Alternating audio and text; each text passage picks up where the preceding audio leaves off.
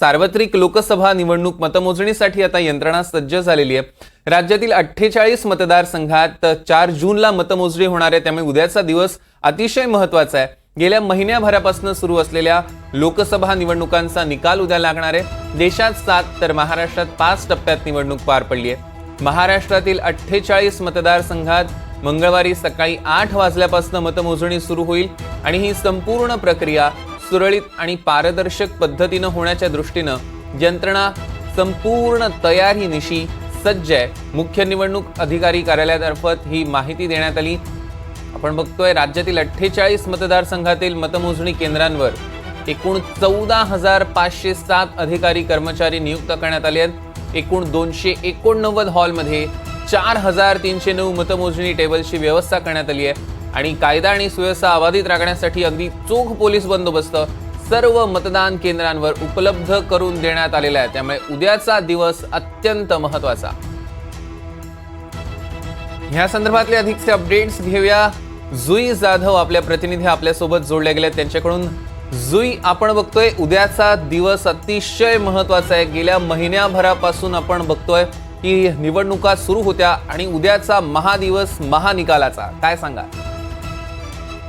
अगदी बरोबर, उद्याचा दिवस हा महानिकालाचा आहे, कारण का गेल्या काही महिन्यांपासून लोकसभा निवडणुकीची लगबग सुरू होती, मात्र उद्या त्याचा निकाल लागणार आहे। मी सध्या उभी आहे शिवडी इथे, जिथे दक्षिण मुंबई आणि दक्षिण मध्य मुंबई या 2 लोकसभेच्या मतमोजणी होणार आहेत। त्याआधी पोलिसांचा चोख बंदोबस्त इथे तैनात करण्यात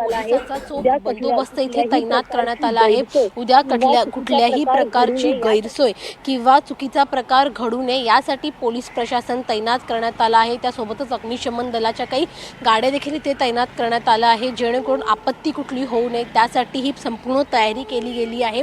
विशेष म्हणजे या भागामध्ये खरं तर दक्षिण मध्य आणि दक्षिण मुंबई या दोन्ही भागांमध्ये दोन्ही शिवसैनिक सामने आहेत। राहुल शेवाळे विरुद्ध अनिल देसाई आणि अरविंद सावंत विरुद्ध यामिनी जाधव। त्यामुळे हे 4 शिवसैनिक एकमेकांसमोर लढत आहेत आणि त्यासाठी कार्यकर्त्यांची मोठी गर्दी होणार आहे इथे मतमोजणी केंद्रावरती। त्याची खबरदारी म्हणून जे यामिनी जाधव आणि राहुल शेवाळे यांचे समर्थक आहे त्यांच्यासाठी वेगळ्या एका जागेची सोय करण्यात आली आहे, तर दुसरीकडे जे अरविंद सावंत आणि अनिल देसाई यांचे समर्थक आहेत त्यांची व्यवस्था एका दुसऱ्या ब्लॉकमध्ये करण्यात आली आहे। त्यामुळे कार्यकर्त्यांमध्ये दोन्ही गटांमध्ये राडे होऊ नये याची देखील दक्षता पोलिसांकडून घेतली गेली आहे। उद्या सकाळी 8 वाजल्यापासून मतमोजणीला सुरुवात होणार आहे। केवळ जे उमेदवार आहेत आणि त्यांचे कार्यकर्ते आहेत त्यांनाच या मतमोजणीच्या ठिकाणी येण्यास परवानगी दिली आहे। त्यामुळे दक्षता घेतली गेली आहे पोलिसांकडून, निवडणूक आयोगाकडून। उद्या सकाळी 8 वाजता जेव्हा मतमोजणीला सुरुवात होणार आहे तेव्हापासूनच सगळ्यांची उत्सुकता शिगेला पोहोचणार आहे, कारण का 4 शिवसैनिक एकमेकांसमोर आणि अशा 48 जागांसाठी लढाई आहे, त्याचा निकाल उद्या लागणार आहे। त्यामुळे उद्या दिवसभर हा जो रणसंग्राम आहे तो पाहायला मिळणार आहे। त्यामुळे विजय कोणाचा हे उद्या स्पष्ट होणार आहे, मुंबई कोणाची हे उद्या स्पष्ट होणार आहे आणि त्यासोबतच उद्या हे देखील कळणार आहे की बंडानंतर नेमका सहानुभूतीची लाटेचा फायदा होतोय ठाकरेंना किंवा शरद पवारांना की शिंदेंचं पारडं जड होते।